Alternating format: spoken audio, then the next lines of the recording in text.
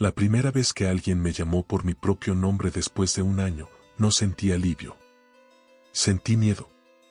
Era una enfermera del centro, una mujer mayor con voz cansada que entró a mi cuarto a las 6 de la mañana con una bandeja de desayuno y dijo: Andrés, hoy te vas a casa con la misma indiferencia con que se anuncia el clima.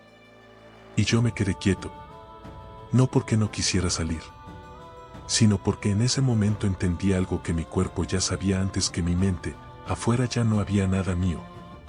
Habían pasado 362 días desde que ingresé al centro de reposo en las afueras de Monterrey.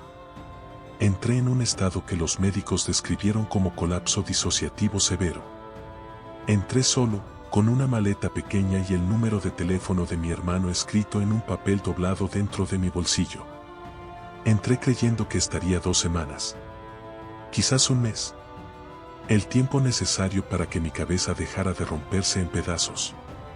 Salí un año después sin trabajo, sin pareja, sin departamento. Sin la vida que creía que me estaba esperando. Pero eso no fue lo más extraño. Lo más extraño fue descubrir que mi vida sí había continuado. Solo que no la estaba viviendo yo. Voy a contar esto con calma, porque si lo cuento rápido va a sonar a delirio. Va a sonar a la historia de alguien que no está bien.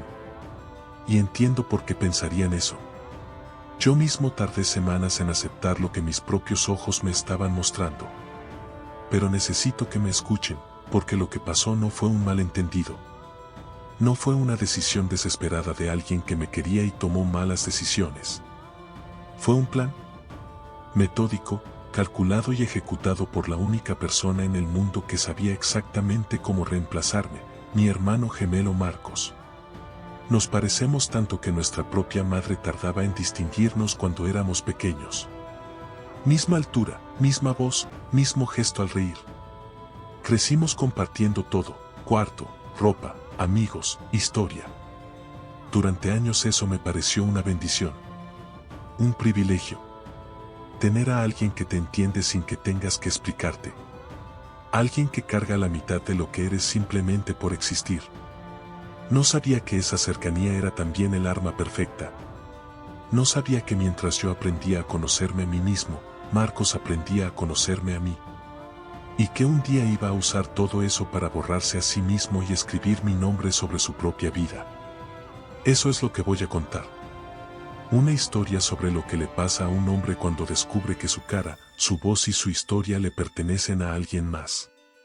Una historia sobre lo que queda cuando te roban no el dinero, no la casa, sino el hilo con el que estabas construido. Queda muy poco. Y lo que queda duele de una manera para la que todavía no tengo palabras. Pero voy a intentarlo. Para entender lo que Marcos hizo, primero tienen que entender quién era yo antes de que todo esto pasara. No como víctima. Como persona. Tenía 34 años cuando ingresé al centro. Diseñador gráfico con 7 años trabajando en una agencia mediana en Monterrey, el tipo de trabajo que no te hace rico pero te da identidad. Te levantas sabiendo para qué sirves. Tenía un departamento en la colonia Obispado que había amueblado con paciencia durante 4 años, una pieza a la vez, como si construir ese espacio fuera también construirme a mí mismo. Tenía a Camilo, mi pareja desde hacía 3 años, un hombre tranquilo con manos de carpintero y risa lenta que me enseñó lo que es querer a alguien sin urgencia. Y tenía un grupo de amigos de los de verdad: Rodrigo, Fernanda, El Toro, Lía. Gente con la que había acumulado años de comidas, de mudanzas, de cumpleaños y de esas conversaciones de madrugada que no tienen tema pero lo dicen todo. Era una vida ordinaria. Y era completamente mía. El problema empezó meses antes de que yo colapsara. Empezó de la manera en que empiezan casi todas las crisis, despacio, en silencio, sin que nadie lo note hasta que ya es demasiado tarde. Comencé a perder el sueño. Luego la concentración. Luego la capacidad de estar en una habitación con gente sin sentir que el aire se acababa. Los médicos lo llamaron ansiedad generalizada con episodios disociativos. Yo lo llamaba simplemente no poder más, aunque no sabía exactamente de qué. Marcos era la persona que más me llamaba en esa época. Todos los días, a veces 2 veces. Me preguntaba cómo estaba, qué necesitaba, si quería que fuera a verme. Yo interpretaba eso como amor fraternal, como el vínculo que teníamos desde niños. Ahora sé que me estaba estudiando. Cada conversación era una clase. Cada detalle que yo le daba sobre mi vida era un dato que él archivaba. El día que decidí internarme, Marcos fue quien me llevó al centro. Fue quien habló con los médicos. Fue quien firmó como contacto de emergencia porque yo, en ese estado, no tenía la claridad para protestar. Le entregué las llaves de mi departamento para que lo cuidara mientras yo estaba adentro. Le entregué las llaves de mi vida. Y él entró. Lo que no supe hasta mucho después es que Marcos no tenía trabajo en ese momento. Llevaba casi un año viviendo de ahorros que se estaban acabando. Su relación había terminado. Su círculo social, siempre más pequeño que el mío, se había ido reduciendo hasta casi desaparecer. Marcos no era un monstruo sin motivación. Era un hombre que se estaba hundiendo justo cuando yo también me hundía. La diferencia es que él encontró una salida. Yo era esa salida. Marcos y yo no siempre fuimos distintos. Eso es lo que hace todo más difícil de procesar. Hubo un tiempo, largo y genuino, en que éramos lo mismo. No en el sentido físico, aunque eso también. Me refiero a algo más profundo. Compartíamos la misma manera de ver el mundo, las mismas referencias, los mismos miedos. De niños dormíamos en literas en un cuarto pequeño en nuestra ciudad natal, y recuerdo que antes de dormir hablábamos en voz baja durante horas sobre cosas que ahora no sería capaz de reconstruir. El futuro. Las personas. Lo que queríamos ser. Esas conversaciones me parecían entonces la cosa más natural del mundo. Ahora entiendo que eran el inicio de un mapa. Marcos estaba cartografiando lo que yo era. Nuestros padres eran personas decentes pero ausentes en el sentido emocional. Papá trabajaba en una empresa constructora y llegaba tarde y cansado. Mamá era de esas mujeres que aman en silencio, con acciones, sin muchas palabras. En ese contexto, Marcos y yo nos convertimos en el hogar el uno del otro. Éramos el punto de referencia mutuo. Lo que no encontrábamos afuera lo encontrábamos en el otro. Eso tiene una cara hermosa. Tiene también una cara peligrosa que tardé demasiado en ver. Cuando crecimos y empezamos a tomar caminos distintos, algo en Marcos cambió. No de golpe. Poco a poco, como cambia la luz en una tarde de invierno, sin que pueda señalar el momento exacto en que se fue. Yo me fui a Monterrey a estudiar diseño. Él se quedó en casa 2 años más, luego intentó la Ciudad de México, luego volvió a Monterrey. Siempre un paso detrás, siempre reorientándose. Yo construía cosas y él las miraba construirse. No lo digo con crueldad. Lo digo porque es la verdad que ninguno de los dos nombraba. Había una asimetría que fue creciendo entre nosotros y que los dos fingíamos que no existía. Yo tenía una carrera estable, un departamento, amigos sólidos, una relación. Marcos tenía talento genuino, pero una dificultad para sostener las cosas. Empezaba proyectos y los abandonaba. Iniciaba relaciones y las complicaba. Era brillante en los comienzos y frágil en la continuidad. Y yo, que lo quería, nunca le dije eso en voz alta. Nunca le dije, Marcos, creo que tienes miedo de lo que viene después del inicio. Nunca tuve esa conversación. En cambio lo ayudaba económicamente cuando podía, le conseguía contactos, lo recomendaba con mis amigos. Lo integraba a mi vida como si eso fuera suficiente. Quizás por eso lo que vino después tuvo tierra fértil. Cuando tu vida entera está construida sobre la sombra de otra persona, a veces decides dejar de ser la sombra. A veces decides ser la persona. La primera señal de que algo estaba mal llegó a los 40 días de mi internamiento, y la ignoré. O más bien, no pude no ignorarla. Una de las enfermeras del centro, una chica joven llamada Sofía, me comentó un martes por la mañana que mi hermano había llamado para preguntar si había avances significativos. No era la llamada lo que me pareció extraño. Era la frase. Avances significativos no era el vocabulario de Marcos. Marcos me preguntaría cómo estás, ¿Qué necesitas cuando sales? Avance significativo sonaba a distancia clínica. Sonaba a alguien midiendo plazos. Le pedí a Sofía que la próxima vez que llamara Marcos me avisara para hablar con él. Asintió. Pero Marcos no volvió a llamar al teléfono del centro. Y cuando yo intenté llamarle al celular desde el teléfono de la sala común, el número mandaba directo al buzón. Me dije que estaba ocupado. Me dije que yo mismo le había pedido espacio antes de entrar.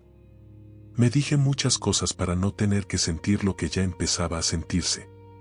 A los 2 meses escribí una carta para Camilo. Una carta real, en papel, porque en el centro no teníamos acceso libre a internet en esa etapa del tratamiento. Se la di a la coordinadora administrativa para que la enviara por correo. Nunca recibí respuesta. Escribí una segunda carta 3 semanas después. Tampoco hubo respuesta. Le pregunté a la coordinadora si las cartas habían salido. Me dijo que sí, que ella misma las había enviado. Meses después, cuando ya estaba afuera, encontré entre las pertenencias de Marcos 2 sobres sin abrir con mi letra. Nunca llegaron a Camilo. Marcos los había recogido del buzón del departamento, que él ya habitaba para entonces, y simplemente los había guardado. Como trofeos. O como evidencia de que el silencio que me rodeaba no era accidental. Pero en ese momento, dentro del centro, no tenía manera de saber nada de eso. Solo tenía el silencio. Y los médicos que me decían que el aislamiento era parte del proceso.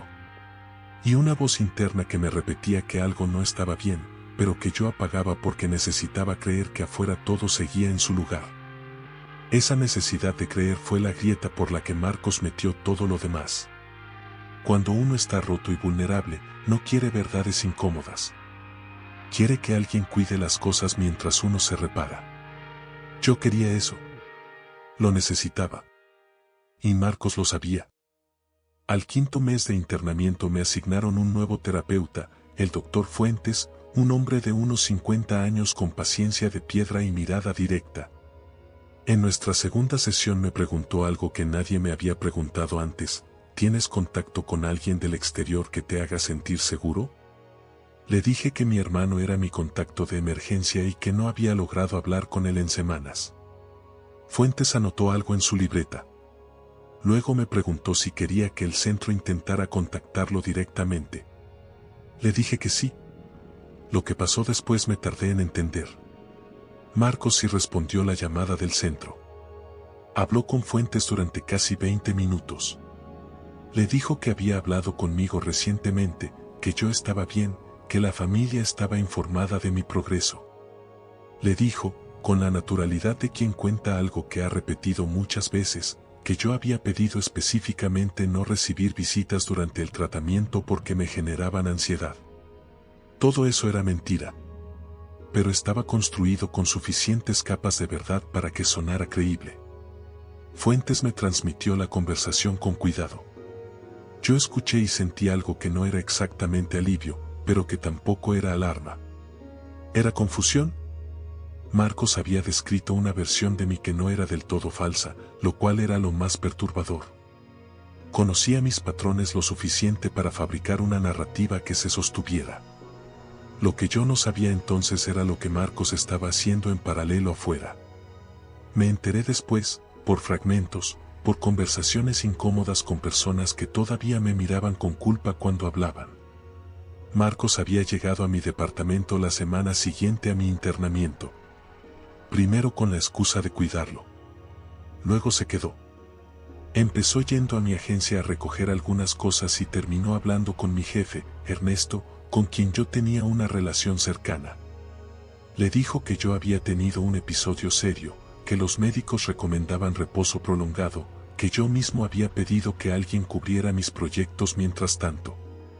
Ernesto, que me apreciaba pero que tenía clientes y plazos, tomó la salida más fácil, le dio a Marcos acceso temporal a mis archivos de trabajo. ¿Temporal? Esa palabra que siempre termina siendo otra cosa. En 3 meses, Marcos era quien respondía mis correos, asistía a las juntas, entregaba los proyectos. Y nadie hizo ninguna pregunta incómoda porque las respuestas llegaban a tiempo y con la calidad de siempre. Marcos no solo sabía hacer mi trabajo. Lo había visto hacerlo durante años. Hay una pregunta que me persigue desde que salí del centro, y es esta: ¿en qué momento Marcos decidió que no iba a devolverme mi vida? Porque creo que hubo un momento exacto. ¿No fue gradual? No fue una pendiente suave de decisiones pequeñas que se fueron acumulando. Creo que hubo una tarde, o una noche, en que Marcos miró lo que tenía frente a él, todo lo que había construido usando mi nombre, y tomó una decisión consciente: no voy a salir de aquí. Lo pienso y me revuelve el estómago porque lo entiendo. Eso es lo más terrible. Lo entiendo. En el 7º mes de mi internamiento, Marcos y Camilo eran pareja. No lo supe de golpe. Lo reconstruí después, como se reconstruye un accidente, por los pedazos que quedaron regados. Camilo me lo contó él mismo cuando fui a buscarlo, meses después de salir. Me lo contó con una vergüenza que llenó toda la habitación y que todavía no sé si era vergüenza por lo que había hecho o vergüenza por lo que yo podía pensar de él. Me dijo que al principio notó cosas distintas. Pequeñas.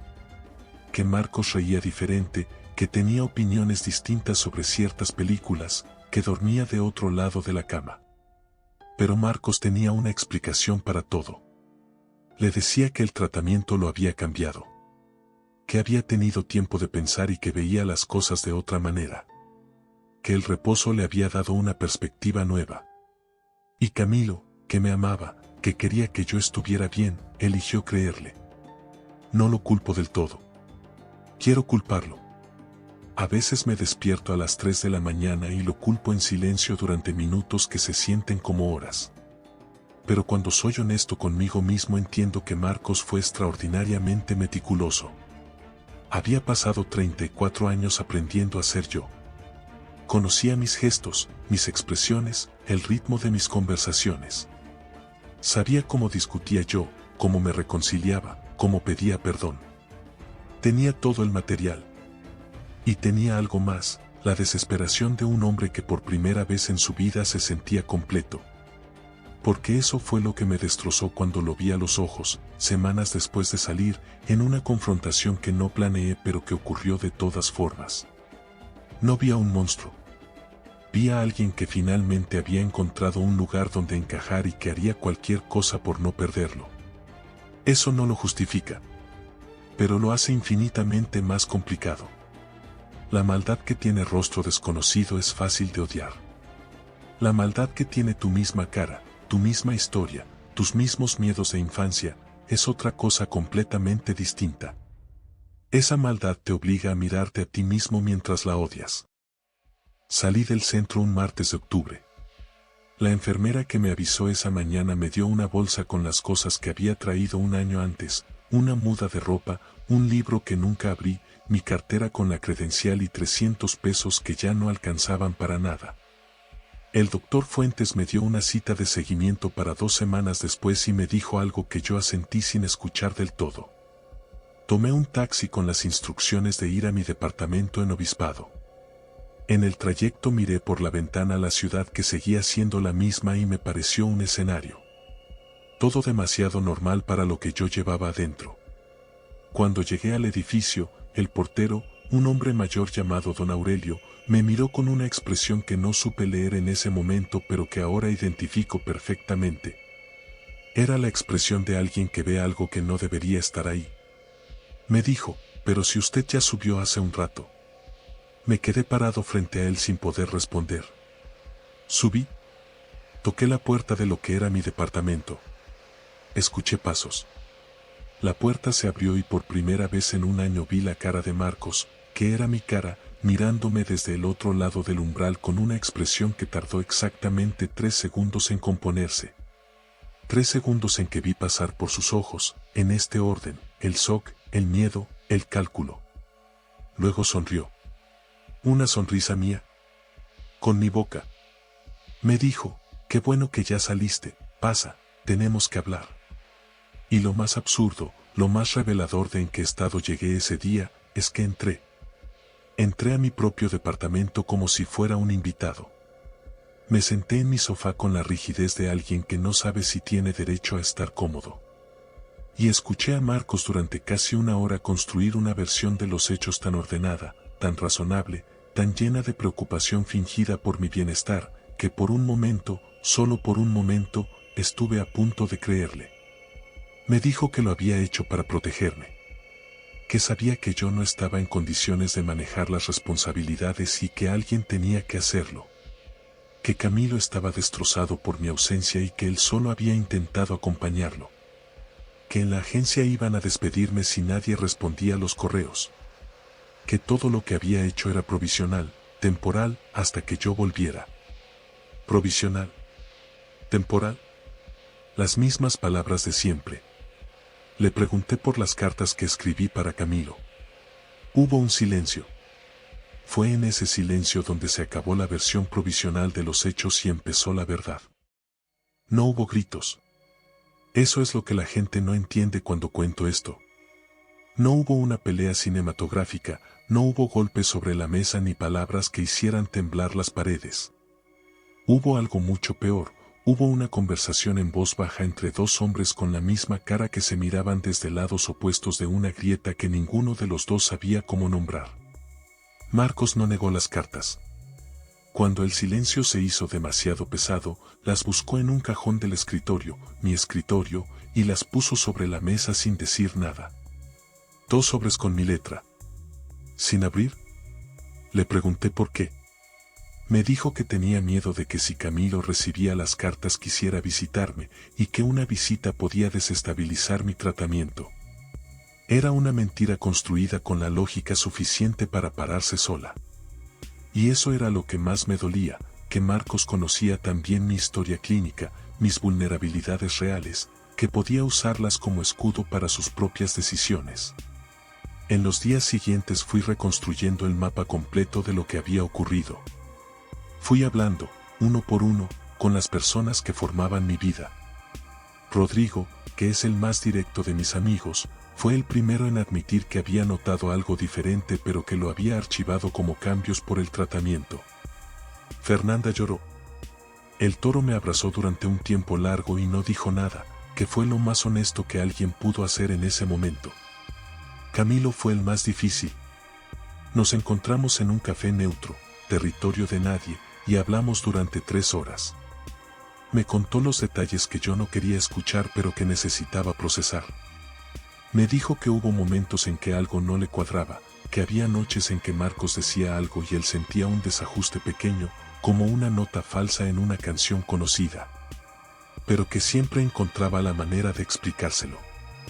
Le pregunté si me amaba a mí o amaba la versión que Marcos había construido de mí. Se quedó callado mucho tiempo. Esa respuesta también fue una respuesta. Lo que sentí en ese café no era solo dolor por lo que había perdido. Era algo más extraño y más difícil de sostener, era la sensación de que yo mismo me había vuelto abstracto. Que existía en la memoria de las personas que me querían, pero que esa existencia ya estaba contaminada por una versión de mí que no era yo. Que tendría que pasar años, quizás toda la vida, siendo más yo que Marcos en cada habitación en la que entrara. Eso es lo que te roba a alguien cuando te roba la identidad. No solo el presente. Te roba la posibilidad de ser creído sin tener que probarlo. Lo que vino después fue burocrático y agotador de una manera que ningún drama emocional captura bien. Recuperar legalmente lo que era mío tomó meses. Ernesto, mi jefe, fue el primero en reaccionar con claridad cuando le presenté documentación del centro probando mi internamiento y una carta del doctor Fuentes detallando las fechas. Palideció. Me dijo que lo lamentaba, que nunca imaginó que Marcos había sido tan convincente. Le creí que lo lamentaba. Lo que no pudo devolverme fue el año de trabajo que Marcos había cobrado a mi nombre ni los proyectos que habían quedado firmados con mi identidad pero ejecutados con su criterio. El departamento tardó más. Marcos no se fue de manera inmediata. Hubo conversaciones, luego intervención de un abogado, luego una semana en que los dos habitamos el mismo espacio en un silencio que era casi físico, como compartir el agua de un mismo pozo sin mirarse. El día que Marcos se fue con sus cosas metidas en cajas, me paré en la puerta y lo miré salir. Esperaba sentir algo concluyente, algo que cerrara. No sentí nada de eso. Sentí una tristeza extraña y sucia que no tenía forma clara. Porque Marcos era todavía mi hermano. Porque tenía su misma sangre, su misma infancia, sus mismos padres que llamaron llorando cuando se enteraron y no supieron a quién consolar primero. Hubo una conversación con mi madre que todavía me pesa. Me dijo, con la voz rota pero entera de las madres que no saben cómo mentir, Andrés, él también estaba perdiéndose. Le dije que entendía eso. Que entender no era lo mismo que perdonar. Me dijo que el tiempo. Le dije que quizás. No presenté cargos formales. Mucha gente me pregunta por qué y la respuesta no es sencilla.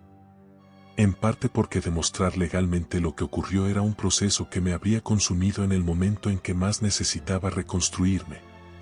En parte porque el daño más profundo que Marcos me hizo no era tipificable en ningún código penal que yo conociera. ¿Cómo se denuncia el robo de un año?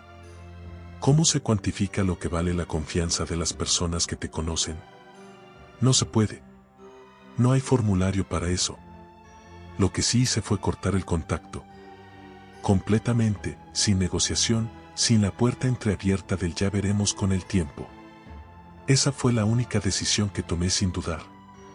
Hay vínculos que cuando se rompen de cierta manera ya no pueden ser otra cosa. Solo pueden ser lo que fueron y lo que hicieron. Y cargarlo como advertencia, no como hogar. Han pasado casi 2 años desde que salí del centro. Lo digo y todavía me sorprende la distancia.